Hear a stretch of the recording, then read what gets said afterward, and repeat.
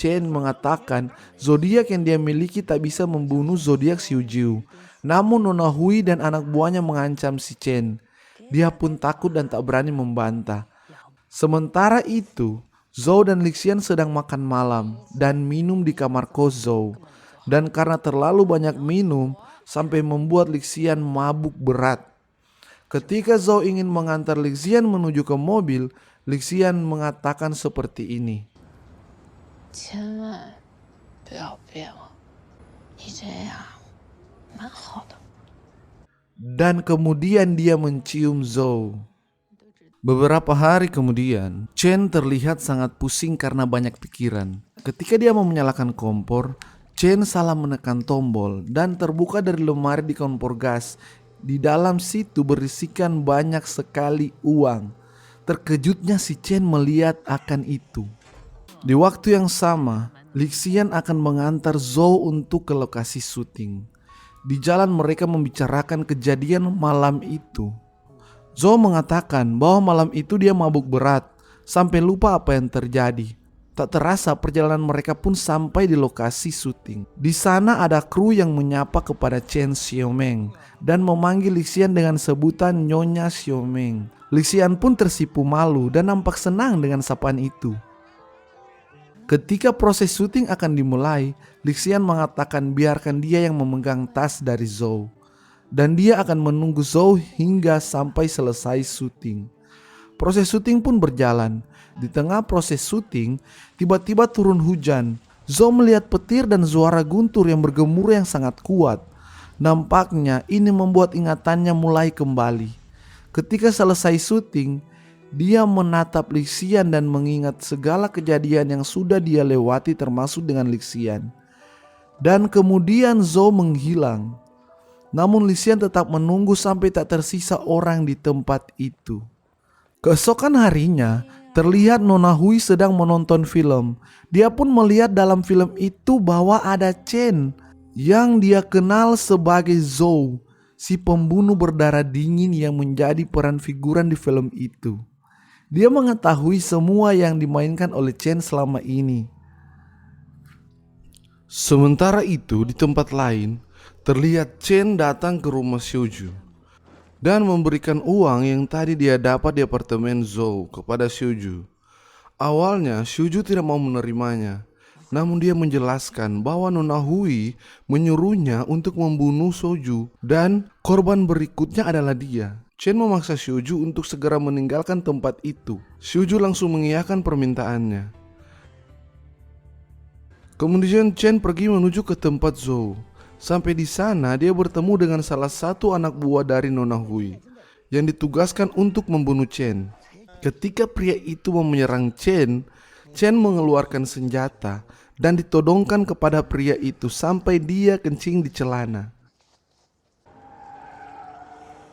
Setelah itu Chen langsung pergi. Di perjalanan tanpa dia sadari ternyata di dalam mobil sudah ada Zhou. Dan Zhou menodongkan pisau di leher Chen. Mereka berdua menuju ke apartemen Zhou. Kita kembali ke pria tadi yang pipis di celana. Dia sedang menangis dan tiba-tiba terlihat anak dari Lixian ada di sana. Dia pun menyapa dan mengobrol dengan pria itu. Kemudian kita dihantar ke apartemen. Di sana terlihat Nona Hui dan anak buahnya yang sangat banyak sedang menuju ke kamar apartemen Zhou. Mereka mencari Chen untuk dibunuh. Di dalam kamar, Zhou yang sudah pulih ingatannya sedang melakukan interogasi kepada Chen tentang apa yang dilakukan selama ini.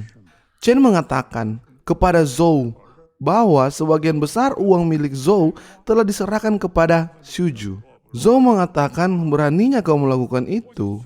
Chen membalas dengan dia terpaksa dan tolong biarkan aku pergi. Zhou mengucapkan kata kasar dengan mengatakan bahwa si Chen adalah pecundang, pengecut dan cabul.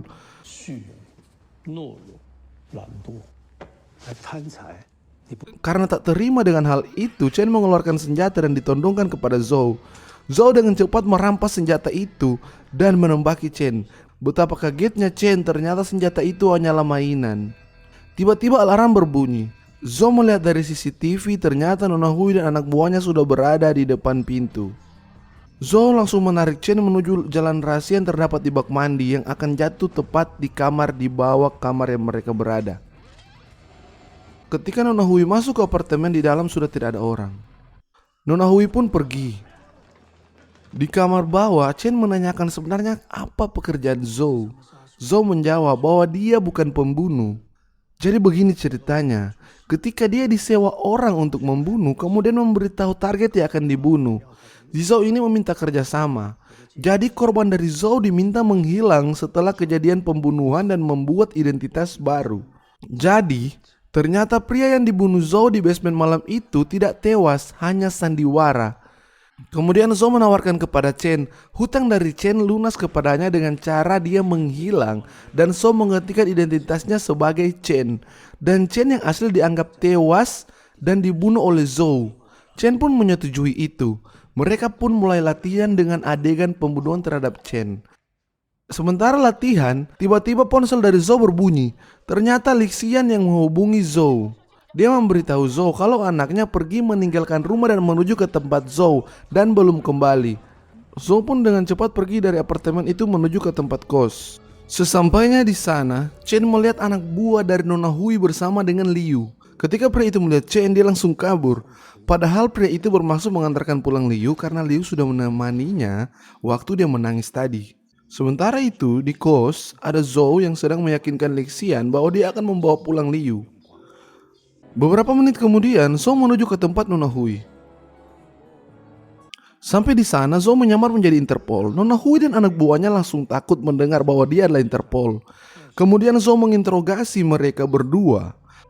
Dan tiba-tiba salah satu kru di lokasi syuting Zhou masuk dan membongkar semua penyamaran Zhou. Dia langsung ditarik oleh anak buah Nona Hui dan dipukul.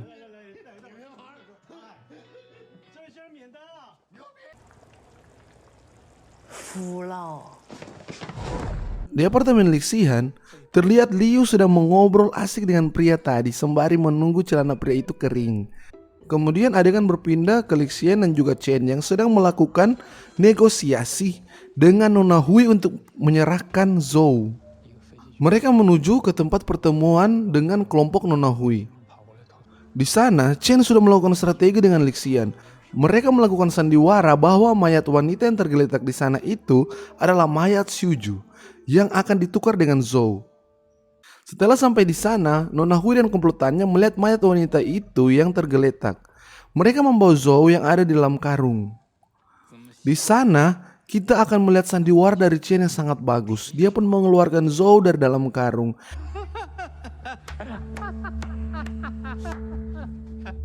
Namun rencana mereka tak berjalan lancar. Nona Hui mendekat ke wanita yang tergeletak di lantai itu dan dia melihat dengan teliti bahwa darah yang ada di sana itu hanyalah darah buatan. Dia pun menyuruh wanita itu bangun.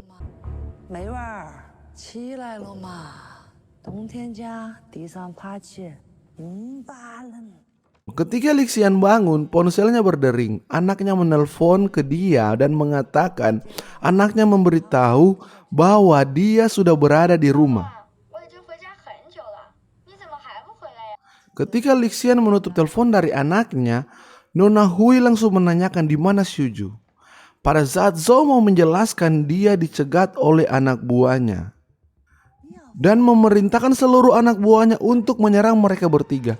Dengan cepat Zhou mengambil pisau dan menjadikan Sandra, salah satu anak buah kepercayaan Nona Hui, agar mereka bertiga bisa keluar. Mereka bertiga keluar dan diikuti oleh Nona Hui dan anak buahnya. Sampai di mobil, Chen dan Lixian sudah masuk. Pada saat Zhou mau masuk, dia ditarik dan ditahan lalu dikeroyak oleh anak buah Nona Hui. Dan dia menyuruh Chen dan Lixian pergi. Tapi sampai di depan gang masuk, Chen menghentikan mobilnya. Lixian bertanya kepada dia.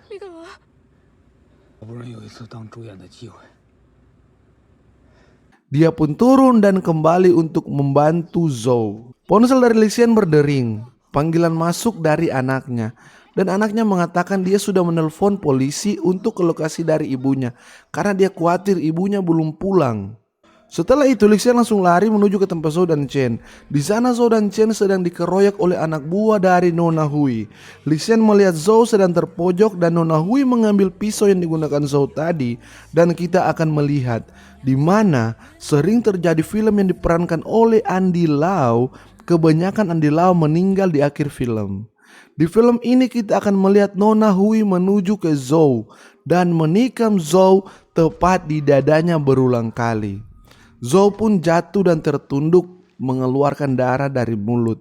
Dia menyentuh bagian tubuh yang kena tikam tadi dan dia mengatakan, "Aku menipunya lagi." 不好意思，又骗了你。 Ternyata Zhou mengeprank semua yang ada di situ. Pisau yang ditikam ke Zhou itu adalah pisau mainan. Polisi pun datang dan tamat. Ending yang sangat mempisaukan. Oke, dari keseluruhan film Endgame sangat bagus. Semua pemeran dalam film ini sangat baik memainkan peran dan sandiwara. Dan juga banyak cerita yang tidak kita ketahui pertama dan merupakan satu kejutan dalam film ini. Pesan yang dapat kita ambil dari film ini adalah jangan pernah mencoba menjadi penipu. Sekian dari CP Film, terima kasih, sampai berjumpa di video berikutnya.